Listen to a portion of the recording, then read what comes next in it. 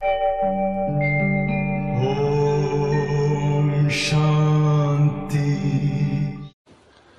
ओम शांति। आज 27 जुलाई 2026 दिन सोमवार की साकार मुरली।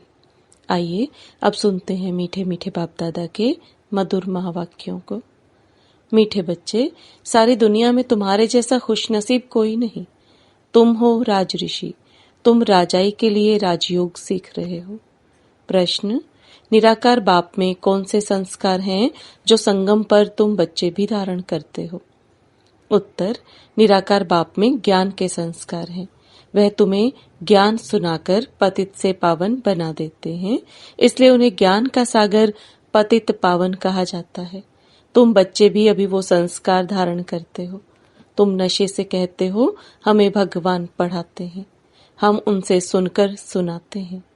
गीत, आखिर वह दिन आया आज। ओम शांति। मीठे मीठे रूहानी बच्चों ने यह गीत सुना। यह किसकी महिमा है? एक बाप की। शिवाय नमः ऊंचते ऊंच भगवान है ना। बच्चे जानते हैं वह हमारा बाप है। ऐसे नहीं कि हम सभी बाप हैं। गाया भी जाता है, सारी दुनिया ब्रदरहुड है। सन्यासी अथवा विद्वानों के कहने अनुसार ईश्वर सर्वव्यापी कहने से जैसे कि फादरहुड हो जाता है। ब्रदर होने से बाप तो सिद्ध होता है, जिससे वर्षा मिलना है। फादरहुड है तो फिर वर्षे की बात ही नहीं है। बच्चे जानते हैं हम सभी आत्माओं का बाप एक है। उनको कहा ही जाता है वर्ल्ड गॉड फादर। वर्ल्ड में कौन है? सभी ब्रदर्स हैं, आत्माएं हैं। सबका गॉड फादर एक ही है। उस बाप की सभी प्रार्थना करते हैं। एक की ही बंदगी व पूजा होनी चाहिए। वह है सतो प्रधान पूजा। यह भी समझाया है, ज्ञान, भक्ति और वैराग्य। बाप ज्ञान देते हैं सदगति के लिए। सदगति कहा जाता है जीवन मुक्ति धाम को। यह आत्मा को बुद्धि में धारण करना है। हमारा घर शांति धाम है, उसको मुक्ति धाम, निर्वाण धाम भी कहा जाता है। सबसे अच्छा नाम है शांति धाम। यहाँ तो ऑर्गन्स होने के कारण आत्मा टोके में रहती है, बोलना पड़ता है। सूक्ष्म वतन में है मूवी। इशारे में बात होती है, आवाज नहीं होती। तीनों लोगों को भी तुम जान गए हो। मूल वतन, सूक्ष्म वतन, स्थूल वतन। बुद्धि में यह अच्छी रीति बैठा है। मनुष्य सृष्टि के लिए गाया जाता है कि यह सृष्टि चक्र लगाती है। उसको कहा जाता है वर्ल्ड की हिस्ट्री ज्योग्राफी। मनुष्य ही तो उसको जानेंगे ना। वर्ल्ड की हिस्ट्री ज्योग्राफी सुनाते हैं। ऊंचते ऊंच बाप है। वर्ल्ड की हिस्ट्री ज्योग्राफी कैसे रिपीट होती है वही जानते हैं। इस चक्र को जानने से ही तुम चक्रवर्ती राजा बने हो। गाते भी हैं, देवताएं संपूर्ण निर्विकारी हैं। लक्ष्मी नारायण के चित्र है ना, वह संपूर्ण निर्विकारी और अपने को कहते हैं संपूर्ण विकारी। सतयुग में है संपूर्ण निर्विकारी अथवा संपूर्ण पावन। कलयुग में है संपूर्ण विकारी, संपूर्ण पतित। भारत की ही बात है। यह बाप ही आकर बुद्धि में बिठाते हैं और कोई नहीं जानते हैं। उन्होंने तो सतयुग को लंबा समय दे दिया है। समझते हैं लाखों वर्ष पहले सतयुग था, तो किसी की बुद्धि में यह बात आती ही नहीं है। अब बच्चे जानते हैं हम अभी संपूर्ण विकारी हैं, संपूर्ण निर्विकारी बन रहे हैं। संपूर्ण पतित से संपूर्ण पावन बनना है। बाप समझाते हैं आत्मा में ही खाद पड़ी हुई है। गोल्डन एज से अब आयरन एज बन गई है। यह आत्मा की भेंट की जाती है। यह अच्छी रीति समझना है। तुम बच्चे खुशनसीब हो, तुम्हारे जैसा खुशनसीब और कोई नहीं। अभी तुम राजयोग में बैठे हो, तुम राज ऋषि हो। राजाई के लिए कभी कोई पढ़ाई होती है क्या? बैरिस्टर बनाएंगे, परंतु विश्व का महाराजा कौन बनाएगा? बाप के सिवाय कोई बना न सके। यहाँ महाराजा तो कोई है नहीं। सतयुग के लिए तो जरूर चाहिए, किसी को जरूर आना पड़े। बाप कहते हैं मैं आता हूँ तब जब भक्ति पूरी होनी होती है। अब भक्ति पूरी हुई और कोई बात इसमें उठा ही नहीं सकते। हमको बाप बैठ पढ़ाते हैं, यह नशा होना चाहिए। हम आत्माओं को निराकार बाप, परम पिता परमात्मा शिव पढ़ाते हैं। शिव को तो कोई जानते ही नहीं। अब तुम बच्चे जानते हो बाबा फिर से स्वर्ग की राजाई स्थापन कर रहे हैं। हम उनको महाराजन श्री नारायण और महारानी श्री लक्ष्मी कहते हैं। भक्ति मार्ग में सत्यनारायण की कथा सुनाते हैं, अमर कथा और तीजरी की कथा, बाप तीसरा नेत्र भी देते हैं। नर से नारायण बनने की कथा सुनाई जाती है। वही बातें जो पास्ट हो जाती हैं वह फिर भक्ति मार्ग में काम आती हैं। अभी तुम बच्चे समझते हो बाबा हमको स्वर्ग का मालिक बनाते हैं। हम हकदार हैं। भगवान तो स्वर्ग का रचयिता है ना। हम भगवान की संतान हैं तो हम स्वर्ग में क्यों नहीं हैं? कलयुग में क्यों पड़े हैं? परम पिता परमात्मा तो नई दुनिया रचते हैं। पुरानी दुनिया थोड़े ही भगवान रचते हैं। पहले नई दुनिया बनाते हैं, उसके बाद फिर पुरानी को तोड़ेंगे। तुम जानते हो हम सतयुग के लिए राज्य ले रहे हैं। सतयुग में कौन होंगे? इन लक्ष्मी नारायण की डिनाइस्टी होगी और भी तो राजाएं होंगे ना, जिनकी निशानी है विजय माला। बच्चे जानते हैं अभी हम विजय माला में पिरोने के लिए पुरुषार्थ कर रहे हैं। दुनिया में माला का अर्थ कोई नहीं जानते कि यह क्यों पूजी जाती है। ऊपर में फूल कौन है? माला को फेरते फेरते फिर फूल को नमस्ते करते हैं, फिर माला फेरेंगे। माला बैठ सिमरते हैं कि कहाँ बाहर ख्यालात न जाएं। अंदर राम राम की धुन लगाते हैं जैसे बाजा बजता है। बहुत प्रैक्टिस करते हैं। यह सब है भक्ति मार्ग की बातें। हाँ, बहुत भक्ति करने वाले सिर्फ कोई विकर्म नहीं करेंगे। बहुत भक्ति करने वाले के लिए समझेंगे कि यह सत्यवादी होगा। मंदिर में माला रखी होगी, माला फेरते मुख से राम राम कहते रहेंगे। बहुत लोग समझते हैं भक्ति में पाप नहीं होता। कहते हैं नौदा भक्ति से मनुष्य मुक्त हो जाते हैं, परंतु होता कुछ भी नहीं। यह एक नाटक है। उसमें सतो प्रधान सतो रजो तमो में सबको आना ही है। वापिस एक को भी नहीं जाना है। जैसे ऊपर में जगह खाली हो जाती है वैसे यहाँ भी बहुत जगह खाली हो जाएगी। दिल्ली के आसपास मीठी नदियों पर राजधानी होती है, समुद्र की तरफ नहीं होती है। यह बॉम्बे आदि होंगे नहीं। वह तो पहले मच्छी मयानी थी, मछली फंसाने वाले वहां रहते थे। अभी तो समुद्र को कितना सुखाया है, फिर भी मच्छी मयानी होगी। सतयुग में तो बॉम्बे होती नहीं, वहां कोई पहाड़ियां आदि भी नहीं होती, कहाँ जाने की दरकार ही नहीं होती। यहाँ मनुष्य थकते हैं तो जाते हैं रेस्ट लेने। सतयुग में थकने करने की कोई प्रकार की तकलीफ नहीं होती। तुम स्वर्गवासी बन जाते हो, रिंचक भी तकलीफ नहीं होती। तो अब बच्चों को बाप की श्रीमत पर चलना है। बाप कहते हैं मीठे लाडले बच्चों, शरीर निर्वार्थ धंधा आदि तो करना है। स्कूल में स्टूडेंट पढ़कर फिर घर में जाकर पढ़ते हैं, घर का कामकाज भी करते हैं। यह भी ऐसे है। इस पढ़ाई में तो तुमको कोई तकलीफ नहीं है। उस पढ़ाई में कितनी सब्जेक्ट होती हैं?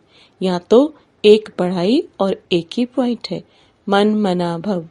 इससे तुम्हारे पाप नाश होंगे। भगवानुवाच है ना, वह समझते हैं गीता। भगवान ने द्वापर में सुनाई, परंतु द्वापर में सुनाकर क्या करेंगे? श्री कृष्ण के चित्र में लिखित बहुत अच्छी है। यह लड़ाई तो एक निमित्त है। सब मरेंगे तब तो वापस मुक्ति जीवन मुक्ति में जाएंगे। सो भी सिर्फ लड़ाई में थोड़े ही मरेंगे, अनेक प्रकार की क्लेमिटीज होंगी। बच्चों को कोई दुख नहीं होना चाहिए। मनुष्य का हार्ट फेल होता है तो उसमें कोई दुख नहीं होता है। मौत हो तो ऐसा बैठे बैठे हार्ट फेल हुआ, खल्लास। जब तक डॉक्टर आए आत्मा निकल जाती है। अब तो सबका मौत होना है। पिछाड़ी में न हॉस्पिटल न डॉक्टर रहेंगे, न क्रिया कर्म करने वाले रहेंगे। कुछ भी नहीं होगा। सबके प्राण तन से निकलेंगे। मूसलाधार बरसात पड़ेगी। मौत में कोई देर थोड़े ही लगेगी। कोशिश कर रहे हैं ऐसे बॉम्ब्स बनाए जो मनुष्य फट से मर जाए। ऐसे ऐसे बॉम्ब्स बनाते रहते हैं, बॉम्ब्स की इम्प्रूवमेंट करते रहते हैं। ये ड्रामा में नूंद है। ड्रामा में बना बनाया खेल है। कल्प कल्प विनाश होता है। सतयुग में तुमको यह ज्ञान रहेगा नहीं। बाप को ही आकर ज्ञान देना है। स्थापना हो गई फिर ज्ञान की बात ही नहीं रहती। फिर जब रावण राज्य शुरू होता है तो भक्ति शुरू होती है। अब भक्ति पूरी होती है। अब तुमको योग बल से पावन बनना है। पावन बनने से ही सुख धाम शांति धाम में जा सकते हैं। चार्ट रखना पड़े। यह तो समझ गए हो। हमको बाप को याद कर तमो प्रधान से सतो प्रधान यहाँ बनना है। ऐसे कोई शास्त्र आदि में लिखा हुआ नहीं है। बच्चों ने गीत सुना, आखिर वह दिन आया आज जबकि भारतवासी फिर राजाओं के राजा बनते हैं, राजाओं के राजा अथवा महाराजा बनते हैं। पीछे त्रेता में होते हैं राजा रानी, फिर जो पूज्य महाराजा महारानी थे वह द्वापर में वाम मार्ग में आकर पुजारी बन जाते हैं। आपे ही पूज्य आपे ही पुजारी हो जाते हैं। बाप कहते हैं मैं पुजारी नहीं बनता हूँ, देवताएं पूज्य होते हैं, मैं नहीं बनता, ना ही पुजारी बनता हूँ। भारतवासी देवी देवताओं के ही मंदिर बनाकर उनका पूजन करते हैं।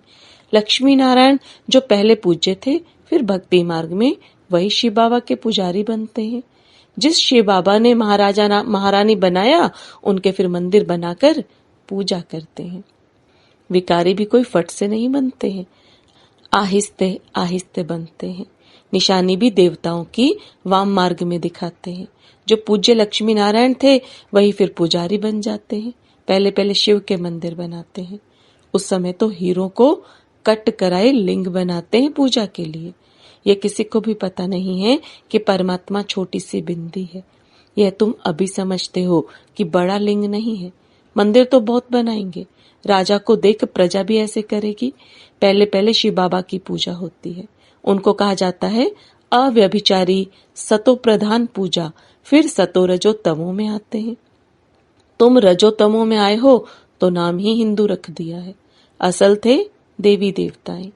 बाप कहते हैं तुम असल देवी देवता धर्म के हो, परंतु तुम बहुत पतित बन गए हो, इसलिए अपने को देवता कहला नहीं सकते हो क्योंकि अपवित्र हो। हिंदू नाम तो बहुत देरी से रखते हैं। अभी तुम समझते हो हम सो पूज्य थे, अभी संगम युग पर ना पूज्य हैं ना पुजारी हैं। तुम क्या करते हो? श्रीमत पर पूज्य बन रहे हो, औरों को भी बना रहे हो। तुम हो ब्राह्मण, तुम्हारी आत्मा पवित्र होती जाती है। पूरा पवित्र होंगे तो यह पुराना चोला छोड़ना पड़ेगा। बाप कहते हैं बिल्कुल सहज है, बूढ़ी माताओं को धारणा नहीं होती है। बाप कहते हैं यही तो समझते हो कि हम आत्मा हैं। आत्मा में ही अच्छे व बुरे संस्कार होते हैं। आत्मा ने जो कर्म किया वह दूसरे जन्म में भोगना होता है। बाप भी आत्माओं से बात करते हैं। बाप कहते हैं हे बच्चे, आत्म अभिमानी बनो। निराकार शिव बाबा निराकारी आत्माओं को पढ़ाते हैं। निराकार बाबा में ज्ञान के संस्कार हैं। शरीर तो उनको है नहीं, तो वह ज्ञान का सागर पतित पावन है। उनमें सब गुण हैं। बाप कहते हैं मैं आकर तुम बच्चों को पावन बनाता हूँ। युक्ति कितनी सहज है। अक्षर ही एक है, मन मना भव मामेकम याद करो। याद से ही तुम्हारे विकर्म विनाश होंगे, यह भी जानते हो। अभी हम ब्राह्मण हैं, फिर सूर्यवंशी, चंद्रवंशी, वैश्य, शूद्रवंशी बनेंगे। हम ही इस 84 के चक्र में आएंगे, ऊपर से नीचे उतरेंगे, फिर बाबा आएंगे। बरोबर यह सृष्टि का चक्र फिरता रहता है। सृष्टि यह पुरानी होती है तो फिर बाबा आते हैं नई बनाने। यह तो बुद्धि में बैठता है ना, यह चक्र बुद्धि में फिरना चाहिए। अब तुम स्वदर्शन चक्रधारी बनते हो, जिससे फिर जाकर चक्रवर्ती राजा बनेंगे। अच्छा, मीठे मीठे सिकिलदे बच्चों प्रति माता पिता बाप दादा का याद प्यार और गुड मॉर्निंग। रूहानी बाप की रूहानी बच्चों को नमस्ते। रूहानी बच्चों की रूहानी बाप दादा को याद प्यार, गुड मॉर्निंग और नमस्ते। धारणा के लिए मुख्य सार, श्रीमत पर पूज्य बनना है। आत्मा में जो बुरे संस्कार आ गए हैं उसे ज्ञान योग से समाप्त करना है। संपूर्ण निर्विकारी बनना है। शरीर निर्वाह अर्थ कर्म करते भी पढ़ाई पढ़नी और पढ़ानी है। योग बल से पावन बन राजाई पद लेना है। वरदान, अपनी श्रेष्ठ स्थिति द्वारा माया को स्वयं के आगे झुकाने वाले हाईएस्ट पद के अधिकारी भव। अपनी श्रेष्ठ स्थिति द्वारा माया को स्वयं के आगे झुकाने वाले हाईएस्ट पद के अधिकारी भव। अब बाप दादा के वरदान को विस्तार में समझेंगे। जैसे महान आत्माएं कभी किसी के आगे झुकती नहीं हैं, उनके आगे सभी झुकते हैं। ऐसे आप बाप की चुनी हुई सर्वश्रेष्ठ आत्माएं कहाँ भी कोई भी परिस्थिति में व माया के भिन्न भिन्न आकर्षण करने वाले रूपों में अपने को झुका नहीं सकती। जब अभी से सदा झुकाने की स्थिति में स्थित रहेंगे तब हाईएस्ट पद का अधिकार प्राप्त होगा। ऐसी आत्माओं के आगे सतयुग में प्रजा स्वमान से झुकेगी और द्वापर में आप लोगों के यादगार के आगे भक्त झुकते रहेंगे। स्लोगन, कर्म के समय योग का बैलेंस ठीक हो तब कहेंगे कर्म योगी। कर्म के समय योग का बैलेंस ठीक हो तब कहेंगे कर्म योगी। यह व्यक्ति इशारे ज्वाला स्वरूप स्थिति में रह शक्तिशाली याद का अनुभव करो। कई बच्चे कहते हैं कि जब योग में बैठते हैं तो आत्माभिमानी होने के बदले सेवा याद आती है, लेकिन ऐसा नहीं होना चाहिए, क्योंकि लास्ट समय अगर अशरीरी बनने के बजाय सेवा का भी संकल्प चला तो सेकंड के पेपर में फेल हो जाएंगे। उस समय सिवाय बाप के निराकारी, निर्विकारी, निरअहंकारी और कुछ याद नहीं। सेवा में फिर भी साकार में आ जाएंगे। इसलिए जिस समय जो चाहे वह स्थिति हो नहीं तो धोखा मिल जाएगा। ओम शांति।